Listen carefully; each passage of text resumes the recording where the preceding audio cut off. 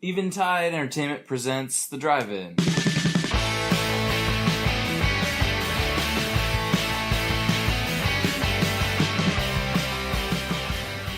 Welcome to The Drive-In, everybody.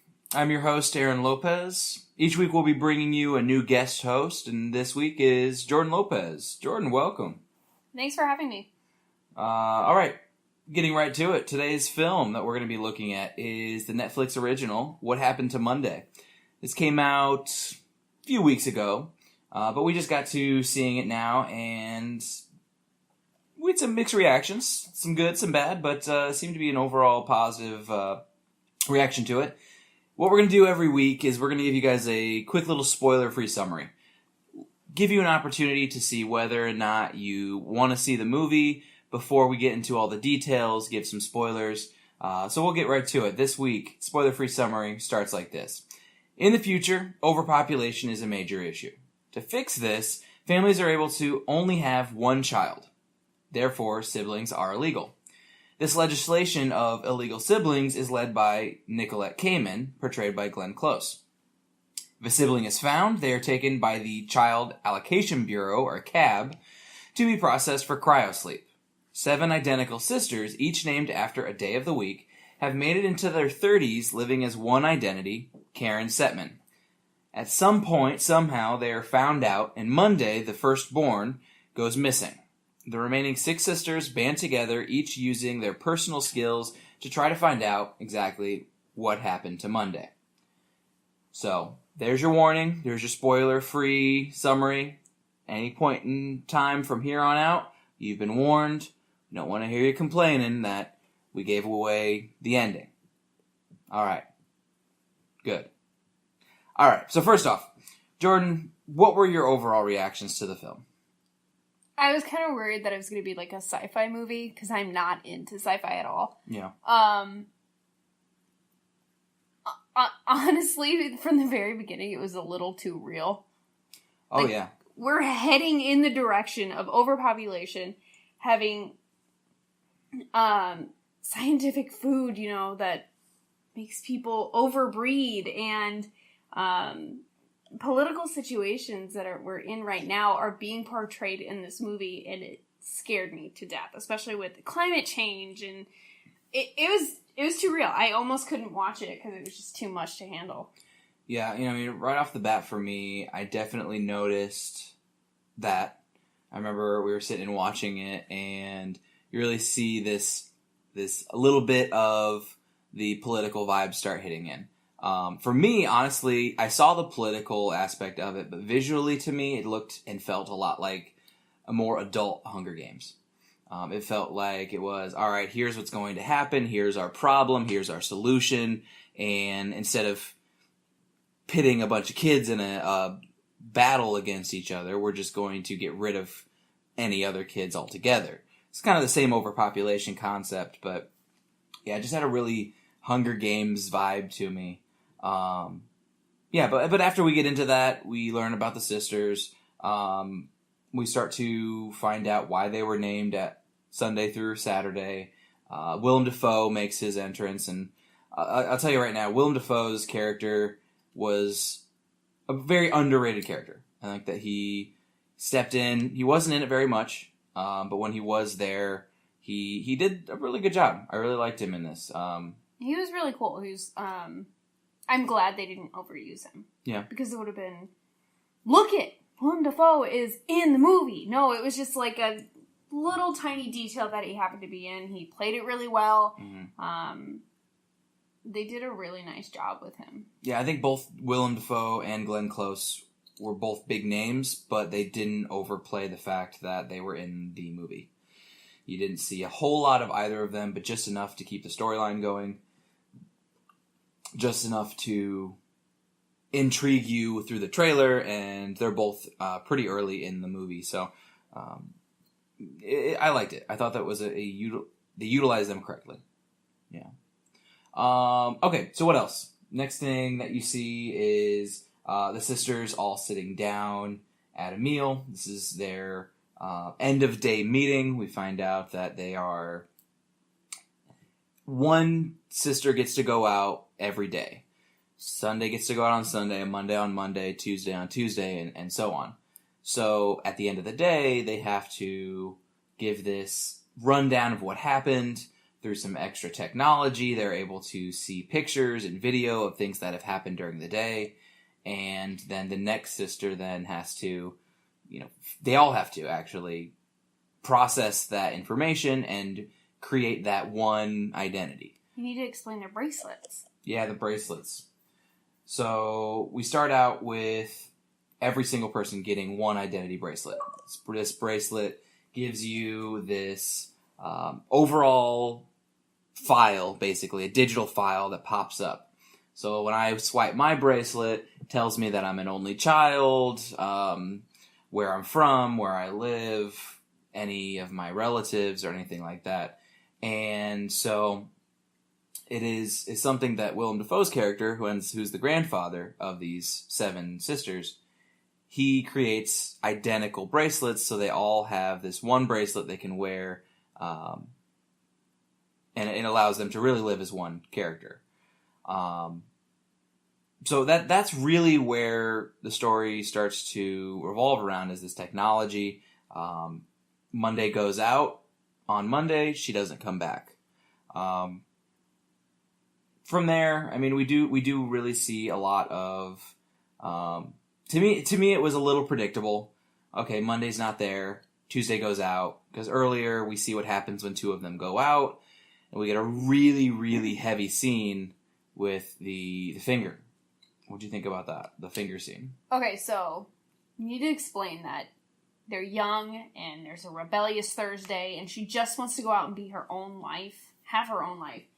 And she gets in an accident, and they have to remove her pointer finger, right? Mm-hmm. And what happens to one person happens to all of them. So they all had to cut their fingers off. And it finally hit home how heavy of a burden this is. That, yes, you get to survive into adulthood, but you don't have a life outside of your small apartment. And even in your own small apartment, it's difficult to even be yourself.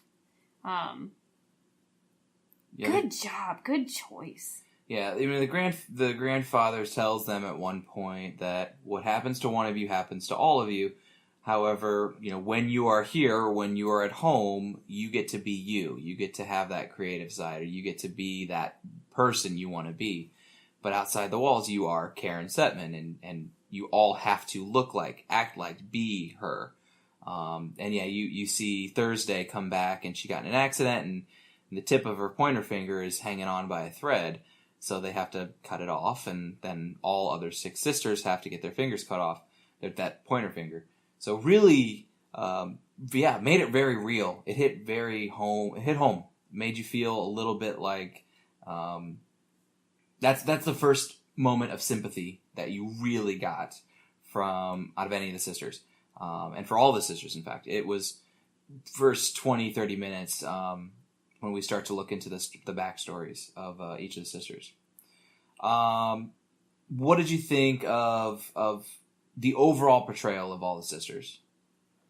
What's the actress's name that plays them? That'd be Noomi Rapace. Noomi. She friggin' kills it. She does such an awesome job about portraying these 7 people. I thought it was so interesting. They all had their own little quirks, and everyone was clearly separate personalities, and it was really cool. She did an awesome job. Yeah, some really cool symbolism there. Saturday was kind of the wild one. You go out and you get wasted on a Saturday night, and she was definitely that wild, crazy one. That reminds me, did Saturday ever have to work? I don't know. Saturday and Sunday, they talk about at one moment, Sunday was the one she was the believer, which definitely gave you this religious appeal because, okay, you go to church on Sunday.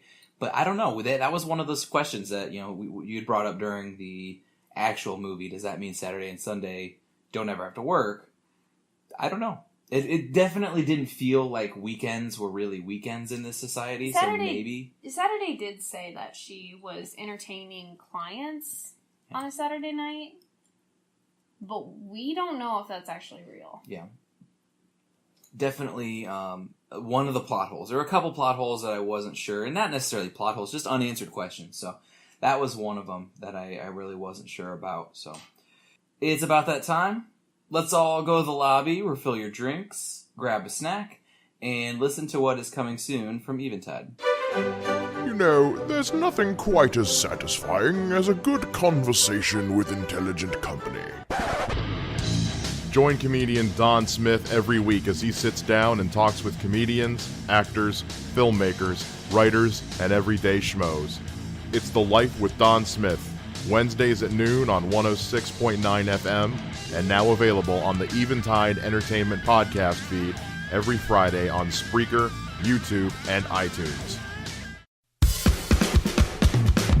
Are you into making music, videos, or podcasts? Are you a local comedic talent in need of some much-needed publicity? Are you a behind-the-scenes professional interested in audio-video production, graphic design, and public relations? Eventide Entertainment is actively seeking talents, clients, and professionals to help our business grow into something truly special. And we want you to be one of those. For more information, go to facebook.com/Eventide Entertainment or send us an email at eventideent@gmail.com. All right, welcome back. So we just got done talking about the sisters, the portrayals, and a couple of them, both Saturday and Sunday. What I'd like to talk about now is just getting a most memorable scene, because I have a couple in mind, but we talked about one of them already, the finger scene, which is one that I really enjoyed. But Jordan, if you had to say what is your most memorable scene from this whole movie, no worries about spoilers or anything, what would it be? That Saturday everyone realized that Saturday was a virgin, despite her hype and all her talk. Yeah. She had never been with anybody. Yeah, that was, every single sister had their own identity. They had their own vibe to them. And it didn't take very long for you to begin to identify, okay, here's how Monday is, here's how Tuesday is, here are the quirks and the characteristics that are attributed to each. And Saturday, like we said, earlier, she was the partier. We hear that she had the night before puked in the pots downstairs at their apartment complex. And so she definitely was a bit of a partier. She gives off this sex appeal that makes it feel like, and kind of insinuated by all the sisters as well as the audience, that she is very experienced in bed. But it rolls around at some point that she has to utilize that sex appeal. She doesn't know what to do. And it's a kind of an moment. So kind of this idea that maybe this outer skin that we portray is not always true. Which is ironic because she's playing this other mask every single day. So even inside her apartment with her sisters and her grandfather and whoever was there, she still couldn't be herself. She was still having a mask. So a little inception there, mask within a mask. Too many layers. Yeah. I would have to say my favorite scene, most memorable scene, was the opening meal with the sisters. This is the first time we really get to see all 7 sisters in their own identities, as well as just visually. You see what it would take cinematically to create a scene with 7 different actresses, characters, all being portrayed by one. The amount of work that Noomi Rapace had to put into this had to have just been incalculable. I can't even imagine how many hours she spent in hair and makeup, and then just filming a scene, and then filming it again as a different character, and filming it again as a different character, and so on. It was really, to me, just really impressive, just flat out impressive. So I really enjoyed that one. So, not to mention the little girl who also had to play 7 people. Yes, and that's something too. Is I looked that up, and that was just one person. She did the same thing. Mm-hmm. Not very often that you find a group of actor septuplets. So, yeah, the little girl does the same thing, and she's not in as many scenes, but when she did it, she definitely still portrayed all the different characteristics, which I thought was pretty cool. So, props to her. I don't know her name. I'll just try to find that one out. All right, let's move on to our next segment. This is one I'm excited to see. This is going to be different every single week. We may not have it every single week, but when we do, it's going to be fun. So, Jordan, if you had to give me one character that you wanted to see more of, who would it be? I wanted to see more of, let me think, I think it was Friday, the intelligent one. Mm-hmm. Yeah. We saw her a lot, but I liked her personality. It was quieter, and I wanted to see more of what she did. They said that because of her, they were able to get this promotion. And there was something else when she was a little girl that she did. Oh, I think it was helping develop the bracelet. I was curious to watch her development. I liked her little grunge face that she had. And, yeah, that was who I wanted to see more of. I did love her death, though. Hers was the best. Yeah, she was the only one who really got to choose her death. Yeah. Everybody else's was they were shot, they were killed, or whatever it was, but she chose, which I think it's kind of interesting when you say that she was the one who really closed the account, made it so that they got the this big account. For me, I was like, oh, Friday's the closer. Friday's the one who goes in and gets the work done, but her personality didn't feel like that charismatic closer. No. She was the smartest of all of them. She was the developer. She was the behind the scenes. She was also, after her death, it was solidified that these guys could never live this life again. That was a major thing. When she died, without all her technology, her ideas of having to keep their identities straight, it was definite to me that no longer can there be X amount of girls. It has to be one or something else bigger. Yeah. And we ended up getting something bigger. Yeah. I'd have to say, it's weird to say, so I was curious to see if you would say a sister. For me, I felt that I also wanted more of the sisters in general. Really didn't feel like Sunday had a whole lot of depth. She was the first sister to die that we really knew for sure that she was dead. Monday and Tuesday, it was kind of ambiguous what was going on. But Sunday was the first. I didn't think she had a whole lot of depth at all. And all the other sisters had, that small moment. For you, Friday, we didn't really get to really feel a whole lot about Friday until her death. It was her death that really was, oh, she's stepping out, she's talking, she's giving us something to really believe in, to feel and be empathetic toward. Really the only character I felt emotionally attached to at all was Thursday, who kind of became the de facto protagonist. Not really a very strong protagonist, at least at the beginning. I think they really pushed a character arc for her. They wanted her to be seen as kind of this selfish, not an evil character, not by any stretch, but she definitely was all about her, especially when we see her getting hurt on her skateboard as a child and being the reason why they all have to lose their fingers. So yeah, she wants to, in the dinner, she even says, I want to, maybe the cryo sleep is a good thing. We wake up and we can all then be ourselves. So she does have the most selfish start, but then by the end, she's the one that is the most selfless, giving up a lot to try to find out what happened to her sister.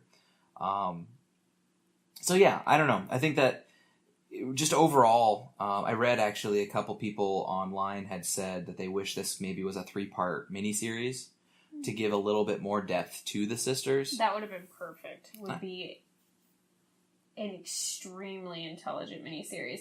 The only thing is I hate that they stopped. If it had been a miniseries, we might not have the giant cliffhanger at the end.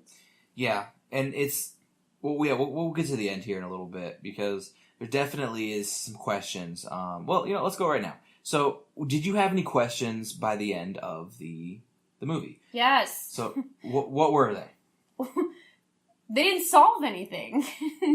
The only thing we got was that they now understood that the veil of their government was gone, and that they were killing the children, not cryogenically freezing them. So, It didn't solve world hunger, it didn't solve overpopulation, it didn't solve government control or big business control. It didn't solve anything. It just was like, okay, we saw this giant problem, what's going to happen next? Yeah, I agree. The end of the movie leaves the major question. It starts the same way it ends. You see delivery room, or the infancy ward, and it is full of kids. We haven't figured out this overpopulation. All we know now is we are no longer killing children. But there are no answers. It feels hopeful, but at the same time, very dreadfully hopeless. You feel like, oh, okay, the characters have a second chance, and the sisters can be themselves. But as it pans out over all of these kids, you can't help but feel that they're all gonna die of starvation or something. You don't really have a whole lot of answers of what they're gonna do next. And I don't get any inclination that there's gonna be a sequel. Netflix hasn't put anything out from it yet, so if that's the case, maybe, but I really don't know. I don't know where they'd go. We've got 2 sisters left and 2 separate lives that are starting over, but it doesn't feel really like they need a sequel. Did you have any other questions at the end, or were there any plot holes you wish they would have wrapped up or discussed a little bit more? I gotta be honest, I think the whole boyfriend was unnecessary. He was really just a side plot point that was brought in to show Monday as pregnant, and I thought it was unnecessary. I thought the girls could kick ass on their own and not need him. So I guess my question in the end was, why are you still alive when 5 sisters that are way cooler are dead? Yeah, I mean, I was very conflicted with that character.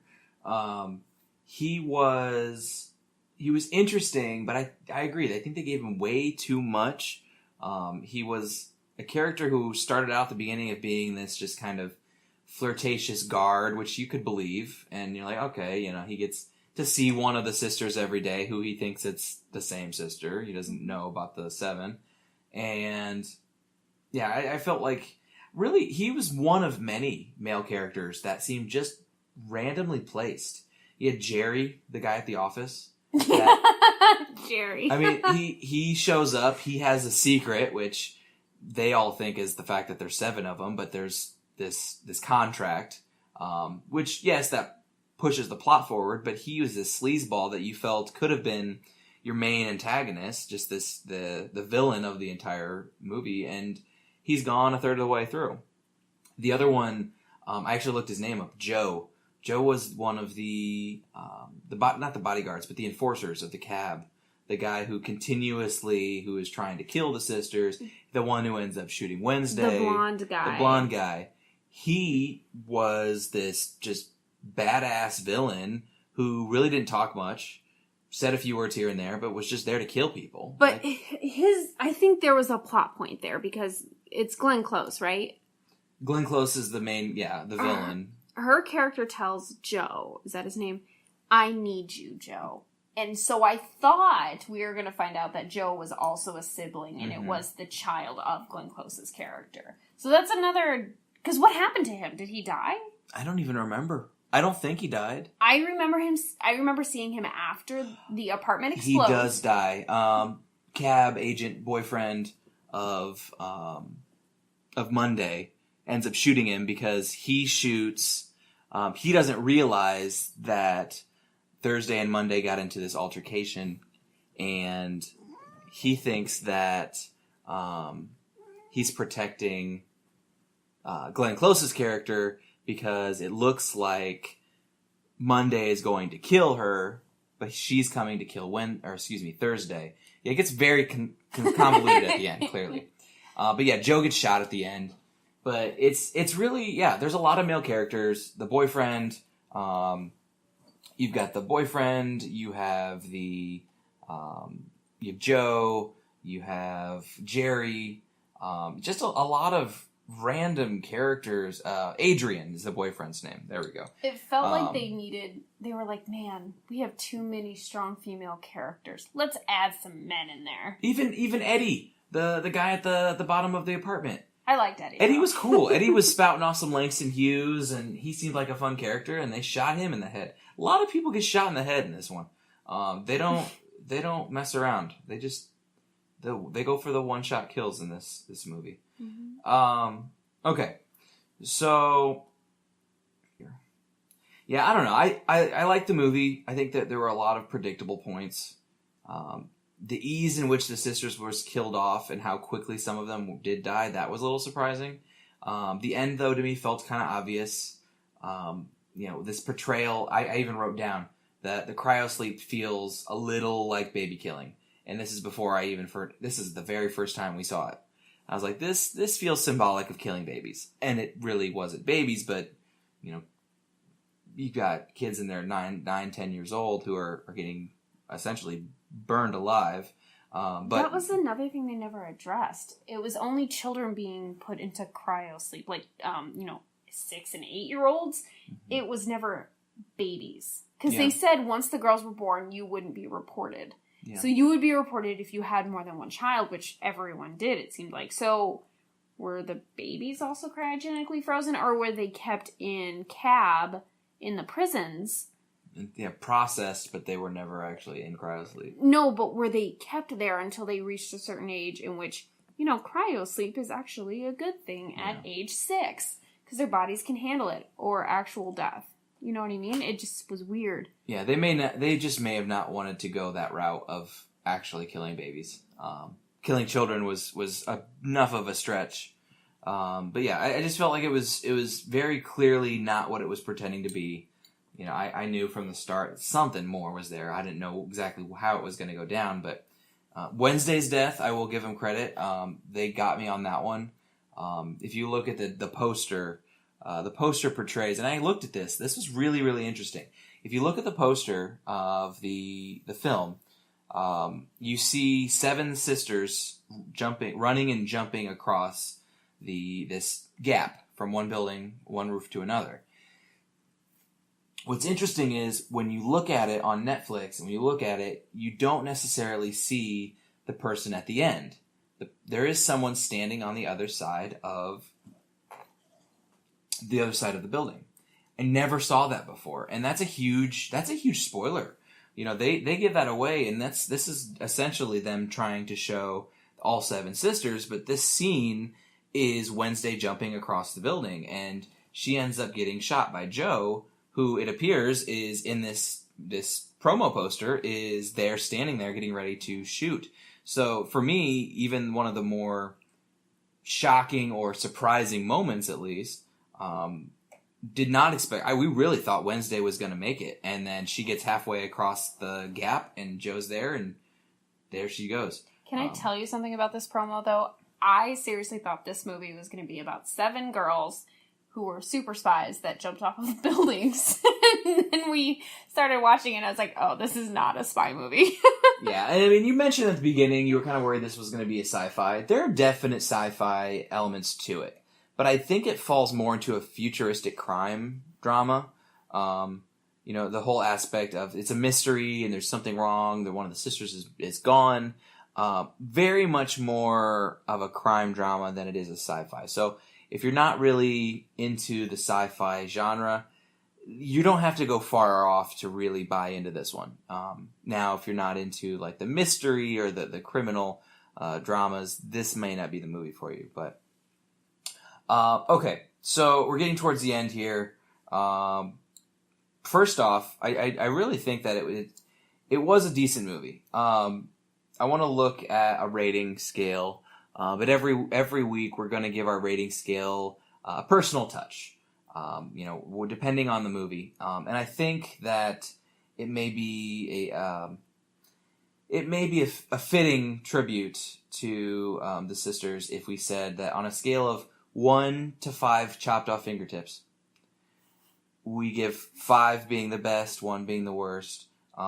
Jordan, what would you rate? I was really hoping you were going to say on a scale of Monday to Friday. I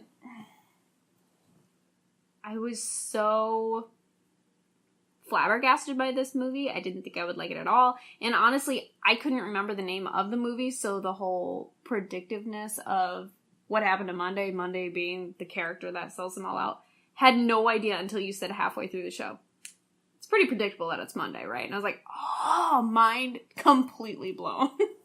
So I'm going to have to give this a fairly good rating of 3.5 severed fingers, only because you ruined it for me. All right, yeah, I'm around there too. I'm at 3 out of 5 chopped off fingertips. To me, the concept it was mildly fresh. It was new, but it didn't feel completely new. It felt like they went off of a lot of the same conventions and motifs of any criminal drama. The performance by Noomi Rapace, phenomenal. I think if it was just her performance alone, I'd give this a 5. Definitely, you can appreciate the work that she put in, the focus on differentiating between characters, that aspect of it, loved it. But ultimately, there were too many moments that seemed obvious. They just feel forced at times. The reasoning of the names, even we both laughed at it, like, oh, of course, 7 sisters. Well, what are you going to name them? Well, there's 7 of them, so we'll go Monday, Tuesday, Wednesday, Thursday, Friday, Saturday, Sunday. It's like, really? Come on. In Grandpa's defense, he basically just found out he had 7 granddaughters. Yeah, and no daddy to help out. So, starting with those names, and then the payoff with it being the first missing sister, being the mastermind, like you said, it just felt, I don't know, too obvious. It wasn't, there were enough moments outside of the obvious that wasn't complete killjoy. It was enjoyable. I definitely think that I would recommend it, but I would recommend it only to people that are interested in that genre. If you've seen What Happened to Monday, if you've checked it out, or if you have listened to us today and you are interested and you want to kind of share your thoughts and ideas, maybe you think that we're full of crap and you want to tell us, feel free. Share your thoughts with us at our email, driveineventide@gmail.com, or you can check us out on Twitter at driveineventide. Jordan, I want to thank you for sitting down with us today, checking out a Netflix original. I think it was a good movie. Really, I appreciated its effort. I don't know if it hit the bar for me personally, but I think it was a good 2-hour movie. So yeah, I thought it was awesome. Thanks for having me, and good show. Yeah, this is the first show. Everybody, thank you for listening. Next week, we're looking at doing the Drive-In's top 5 scary movies. It is October, so we are going to spend a little time talking about some old and new scary movies. Something for you to be watching while we wait for some October weather to actually come around. It's entirely too warm. So until then, we want to thank you for joining us on Eventide's The Drive-In. Drive home safe, everybody.